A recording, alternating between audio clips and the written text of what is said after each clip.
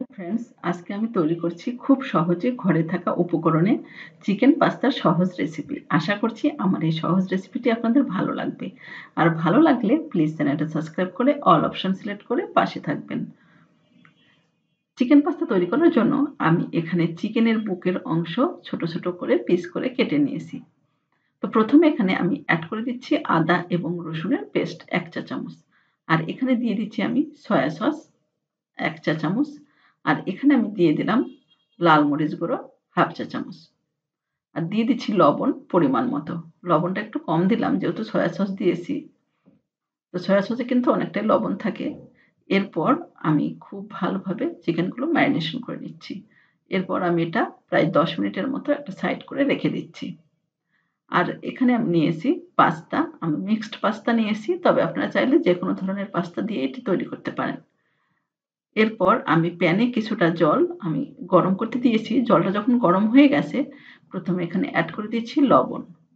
এরপর দিয়ে দিচ্ছি 1 চা চামচের মতো তেল। এতে করে পাস্তাগুলো ঝরঝরে হবে, একটার সঙ্গে আরেকটা লেগে যাবে না। তো জলটা যখন ফুটে উঠবে, তখন এখানে পাস্তাগুলো দিয়ে দিতে হবে। তো জলটা কিন্তু আমার ফুটে গেছে। আমি পাস্তাগুলো দিয়ে দিচ্ছি। পাস্তাগুলো দিয়ে 7 থেকে 8 মিনিটের মতো একটু মিডিয়াম হিটে জাল করে নেব। এতে করে পাস্তাটা খুব তাড়াতাড়ি ভালোভাবে সেদ্ধ হবে। তো আমি দিয়ে দিলাম ঢাকা। তো 7 মিনিট পর আমি ঢাকাটা উঠিয়ে নিলাম। পাস্তাগুলো কিন্তু আমার সেদ্ধ হয়ে গেছে। এখন আমি একটা স্ট্রেইনারের মাধ্যমে খুব ভালোভাবে জলটা ছাড়িয়ে নেব। আপনারা চাইলে কিন্তু একটা ছাঁকনির সাহায্যে জলটা ছাড়িয়ে নিতে পারেন। তো আমি সমস্ত পাস্তাগুলো ঠিক এইভাবে জলটা ছাড়িয়ে নিলাম।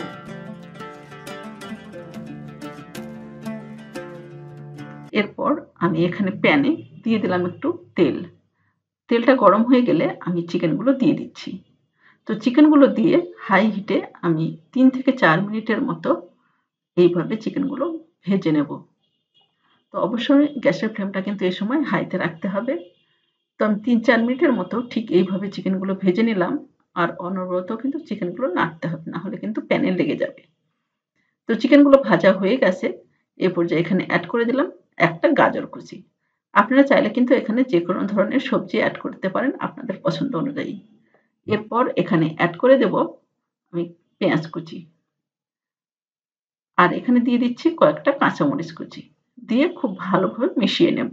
প্রায় মিনিট 2 এর মতো ঠিক এইভাবে সবগুলো ভেজে নেব। এতে করে গাজরটা খুব ভালোভাবে সেদ্ধ হবে। আর দিয়ে দেব একটু লবণ সামান্য পরিমাণে। দিয়ে খুব ভালোভাবে মিশিয়ে নেওয়ার পর এখানে পাস্তাগুলো দিয়ে দিচ্ছি। পাস্তাগুলো দিয়ে খুব ভালোভাবে চিকেন এবং সবজির মতো খুব ভালোভাবে মিশিয়ে নিতে হবে। এরপর এখানে আমি টমেটো সস দিয়ে দিচ্ছি। আমি এখানে প্রায় 3 টেবিল চামচের মতো দিয়ে দিলাম টমেটো সস। দিয়ে খুব ভালোভাবে মিশিয়ে নিতে হবে।